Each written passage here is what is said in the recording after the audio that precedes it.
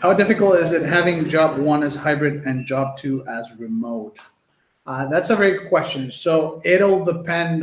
So I hate giving depends. It depends answers, but it depends on the jobs themselves, how your boss is. So if you have very, there might be a point where your hybrid job may be easier than your remote job. So like the remote job is the one that gives you more trouble, but it's all a matter of how difficult, like how annoying, really, how annoying job two is, and how many times you have to be in the office for job one that is hybrid. Because if it's hybrid and you can be and you can work from home like 3 4 days a week, then you're basically like you're like 90% just doing regular job stacking, and then all you have to do is worry about that one day that you're in the office. If it's hybrid, like it's just 1 day a week that you get to work from home, then that's the opposite, right? Like that is more difficult. Like you're more hybrid than you are remote, and so then it becomes more difficult to be able to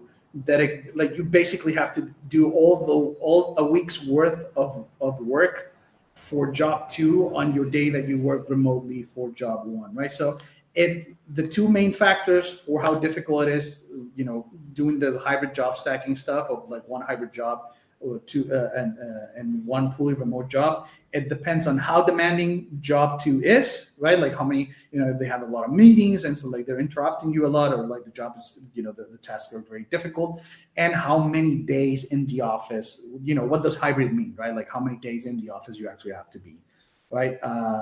And so that's what dictates the difficulty. Other than that, it's just regular, the same patterns as usual with job stacking.